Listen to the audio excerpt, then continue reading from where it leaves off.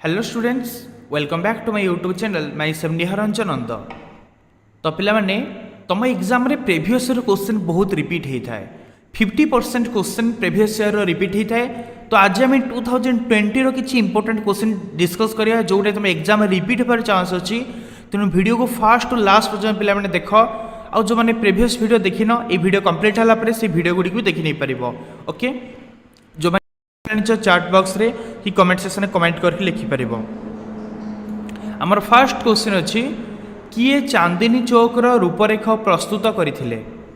किए चांदनी चौकर रूपरेख प्रस्तुत करथिले? ना राइट आंसर होची जहानारा। ओके जहानारा चांदनी चौकर रूपरेख प्रस्तुत करथिले। देन सेकंड क्वेश्चन किए प्रथम थर पई खालसा पंथ स्थापन करथिले? किए प्रथम थर पई खालसा पंथ स्थापन करथिले? ना गुरु गोविंद सिंह। तो गुरु गोविंद सिंह प्रथम थर पई खालसा पंथ स्थापन करथिले। देन परवर्ती क्वेश्चन केबे सरकार विभिन्न स्थान रे प्राय 150 जन सन्यासी को फांसी देइथिले? तो पिलाने राइट आंसर होची 1771 मसीहा रे। 1771 मसीहा रे। देन नेक्स्ट क्वेश्चन क्यों माने अशोकଙ୍କ राजत्व समय रे लोकमानंकर आध्यात्मिक विकास कार्य रे नियोजित थिले? माने अशोकଙ୍କ राजत्व समय रे लोकमानंक आध्यात्मिक विकास कार्य रे क्यों माने नियोजित थिले? ना धर्म महापात्र माने नियोजित थिले। देन परवर्ती क्वेश्चन केउटी भारवीଙ୍କ द्वारा रचित होइथिला? ए भितरु कोउटा भारवीଙ୍କ द्वारा रचित होइथिला? ना किरातार्जुनियम तांको द्वारा रचित होइथिला। देन परवर्ती क्वेश्चन दिल्ली रे सुल्तान शासनर किए प्रथम सुल्तान थिले? दिल्ली रे सुल्तान शासनर कुतुबुद्दीन ऐबक प्रथम सुल्तान थिले। पिलाने मन रखिबो प्रथम सुल्तान शासनर प्रथम सुल्तान थिले Qutubuddin Aibak. Then next question अशोकଙ୍କ राजत्व समय रे अनुष्ठित होइथिबा तृतीय बौद्ध सम्मेलनी रो सभापति किए थिले? ना राइट आंसर होची मोगलीपुत्त टीसा अशोकଙ୍କ राजत्व समय रे अनुष्ठित होइथिबा तृतीय बौद्ध सम्मेलन सभापति थिले। पिलाने मन रखिबो गोटे इंपोर्टेंट क्वेश्चन मोगलीपुत्त टीसा। देन परवर्ती क्वेश्चन केउठारे सिंधु उपत्यका सभ्यतार एक कंठीमाल कारखाना आविष्कृत होईची? माने सिंधु उपत्यकार को सभ्यतार कंठीमालर कारखाना आविष्कृत होईची? ना राइट आंसर कौन होगा? ना चाहुदार ठारे। Option I is the right answer. चाहुदार ठारे कंठीमाल कारखाना आविष्कृत होईची। देन नेक्स्ट क्वेश्चन रूख वैदिक जुगरे देवदेवी मध्य किए अत्यंत शक्तिशाली थिले? तो या राइट आंसर होची इंद्र अत्यंत शक्तिशाली थिले। देन नेक्स्ट क्वेश्चन केउठारे कांग्रेस अधिवेशन रे असहयोग आंदोलन प्रस्ताव गृहीत होइतिला? पिलाने क्वेश्चन रिपीट होईची। मु ऑलरेडी तुमको कहे प्रीवियस क्वेश्चन जे हम डिस्कस करथिले पूर्व वर्ष क्वेश्चन गुडाक ए क्वेश्चनटा रिपीट होइतिला। तो 2-3 थरे क्वेश्चन रिपीट हलानी। तो ए क्वेश्चनटा ए वर्ष पई भी इंपोर्टेंट देखिबो। ओके तो केउठारे कांग्रेस अधिवेशन रे असहयोग आंदोलन प्रस्ताव गृहीत होइतिला?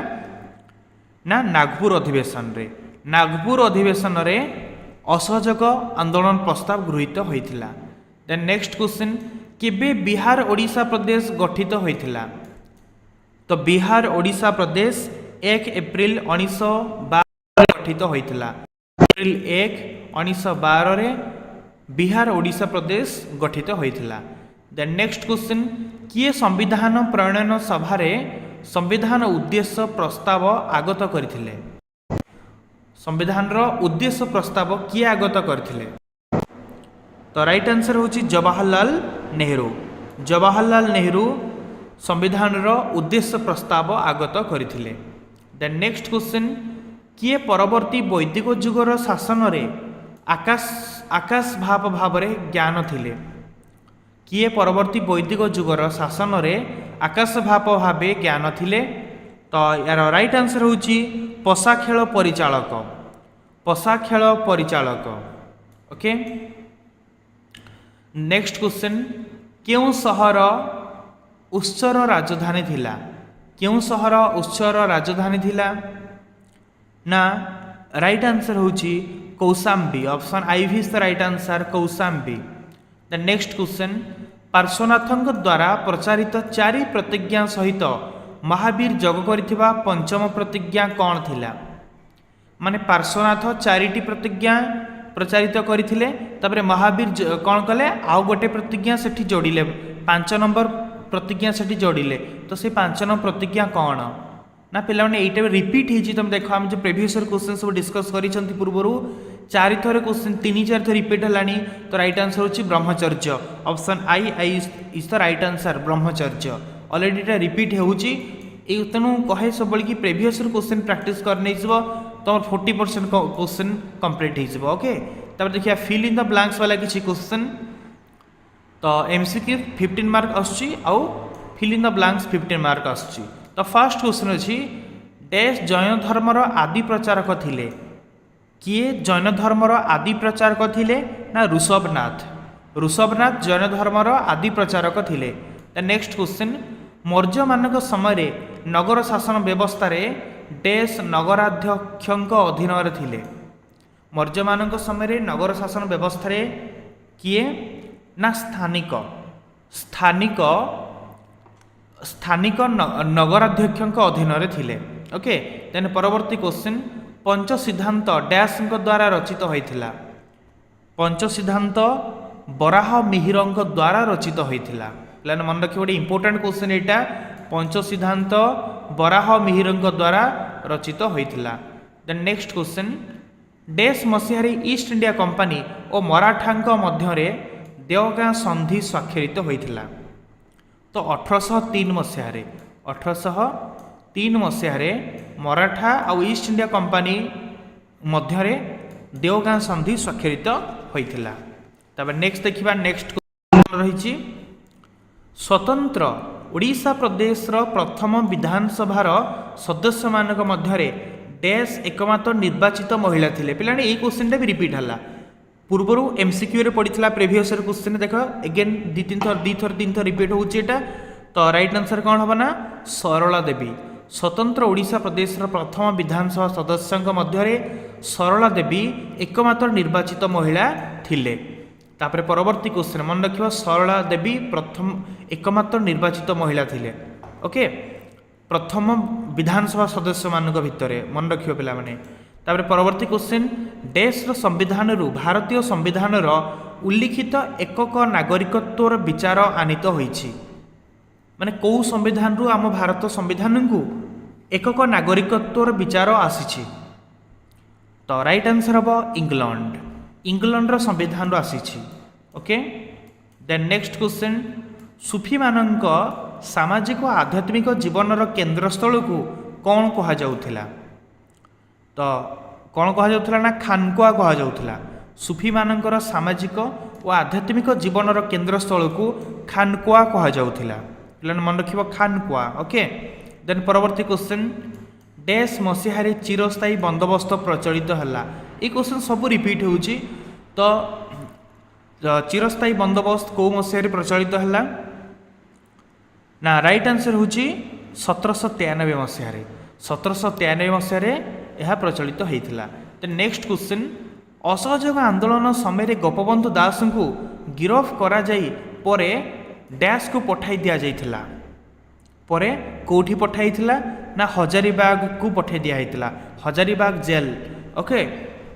तो प्रथम गिरफ कराइथिला असहयोग आंदोलन समय तापर तांकू हजारीबाग को पठाई दिया जाइथिला।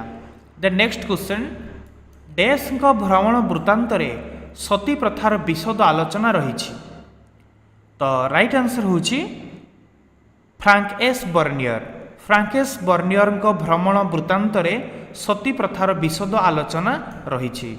द नेक्स्ट क्वेश्चन तुर्कान ई चिहलगानी सृष्टि करथिले डैश तुर्कान ई चिहलगानी सृष्टि करथिले तो राइट आंसर होची इल्तुतमिश तुर्कान ई चिहलगानी सृष्टि करथिले।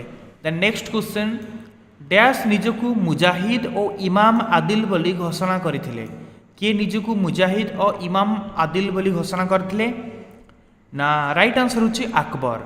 ଆକବର ନିଜକୁ ମୁଜାହିଦ ଓ ଇମାମ ଆଦିଲ ବୋଲି ଘୋଷଣା କରିଥିଲେ। ଦ ନେକ୍ସଟ କ୍ୱେଶ୍ଚନ୍, ଡେସ୍ ହେଉଛି ଭାରତର ପ୍ରାଚୀନତମ ମୁଦ୍ରା। ପିଲା ଦେଖ କେତେ ଥର ରିପିଟ୍ ହେଉଛି। ତ କେଉଁଟା ଭାରତର ପ୍ରାଚୀନତମ ମୁଦ୍ରା? ନା ପଞ୍ଚ ମାର୍କ କଏନ୍ ଆମେ ତାକୁ କହୁଛନ୍ତି ବା ଛାପାଯୁକ୍ତ ମୁଦ୍ରା। ଓଡ଼ିଆରେ କୁହାଯାଉଛି ଛାପାଯୁକ୍ତ ମୁଦ୍ରା ବା ପଞ୍ଚ ମାର୍କ କଏନ୍ ହେଉଛି ଭାରତର ପ୍ରାଚୀନତମ ମୁଦ୍ରା। ଏ କ୍ୱେଶ୍ଚନ୍ ବି ଦୁଇ ତିନି ଥର ରିପିଟ୍ ହେଉଛି। ପ୍ରାୟ କ୍ୱେଶ୍ଚନ୍ ଅଛି ଯେଉଁଟାକି ଦୁଇଥର ତିନିଥର ଏମିତି ରିପିଟ୍ ହେଇକି ଆସୁଛି ପିଲାମାନେ ଏକ୍ଜାମ୍ରେ। ତ ନେକ୍ସଟ କ୍ୱେଶ୍ଚନ୍ ଅଛି, ସିନ୍ଧୁ ଉପତ୍ୟକା ସଭ୍ୟତାର ସର୍ବବୃହତ ଅଭିଲେଖ ଡେସ୍ ଠାରୁ ମିଳିଛି। ସିନ୍ଧୁ ଉପତ୍ୟକା ସଭ୍ୟତାର ସବୁଠୁ ବଡ଼ ଅଭିଲେଖ କେଉଁଠୁ ମିଳିଛି? ନା ପିଲାମାନେ ରାଇଟ୍ ଆନ୍ସର ହେଉଛି ଦଲାବୀରାରୁ। ଓକେ, ଦଲାବୀରାରୁ ସିନ୍ଧୁ ସଭ୍ୟତା ଉପତ୍ୟକା ସଭ୍ୟତାର ସର୍ବବୃହତ ଅଭିଲେଖ ମିଳିଛି। ଦ ନେକ୍ସଟ କ୍ୱେଶ୍ଚନ୍, ମହିଷ୍ମତି ଡେସ୍ ମହାଜନପଦର ଏକ ସହର ଥିଲା। ମହିଷ୍ମତି କେଉଁ ମହାଜନପଦର ସହର ଥିଲା? ନା ଅବନ୍ତୀ ମହାଜନପଦର। ଓକେ ପିଲାମାନେ ମନେ ରଖିବ, ମହିଷ୍ମତି ଅବନ୍ତୀ ମହାଜନପଦର ଏକ ସହର ଥିଲା। ତ ଏଇଭଳି ଭାବରେ ଆଜି ଆମେ ଡିସ୍କସ୍ କଲେ 2020ର MCQs and fill in the blanks वाला इंपोर्टेंट क्वेश्चंस जोड़ा कि बारंबार एग्जाम रिपीट ही आसी। तो जो मैंने 2014, 2015, 16, 17, 18, 19 रो क्वेश्चन देखिन से गुडा सबुडा डिस्कस होईची। यूट्यूब रे तुम निहार रंजन तो सर्च करके हम चैनल भितर विजिट करबो एवं तापरे मु ऑलरेडी गोटे प्लेलिस्ट तैयारी कर दिछि, हिस्ट्री प्लेलिस्ट अछि। से हिस्ट्री प्लेलिस्ट में ओपन कला पर सब वीडियो गुडा तुम पाइ जबो। Okay, so best of luck for your exam. God bless you all. Thank you all. Thank you very much.